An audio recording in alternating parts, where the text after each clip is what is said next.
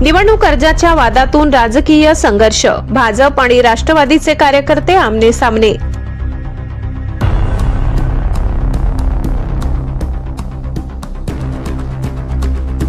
धुळे महानगरपालिका निवडणुकीच्या उमेदवारी अर्ज माघारीच्या शेवटच्या दिवशी धुळे शहरात मोठा राजकीय संघर्ष पाहायला मिळाला।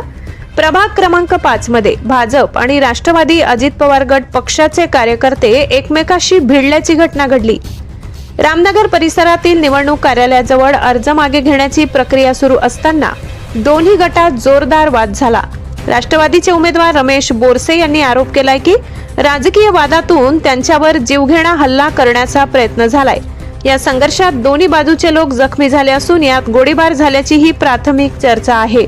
या घटनेनंतर परिसरात तणाव निर्माण झाला असून पोलिसांनी तातडीने घटनास्थळी धाव घेत परिस्थितीवर नियंत्रण मिळविले आहे।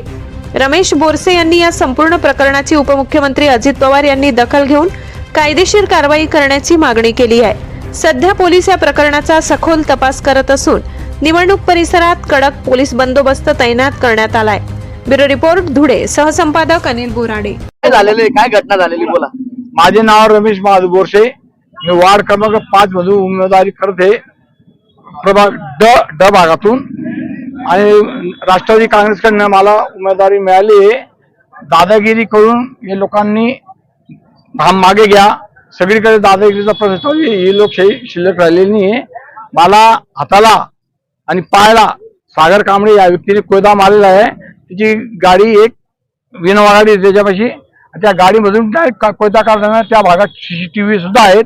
त्या CCTVवर त्याचं कोयताचं हत्यार दिसेल आणि बहुतेक लोकांना धुळ्यातून बहुतेक लोकांना दंड दिला जातोय आणि त्याच्यावर अशी योग्य ते आणि पहिले खुनाचे गुन्हे दाखल आहेत। त्या खुन्याचा करणार त्या BJPवाल्यांनी त्याला उमेदवारी कशी दिली हे आम्हाला कळत नाही। त्यामुळे लोकशाही काही जिवंत राहिलेली नाही धुळ्यात शहर महाराष्ट्रामध्ये। त्यामुळे सगळ्या लोकांनी त्याच्यावरती आम्ही पोलीस स्टेशनला गुन्हा दाखल करणार आहेत।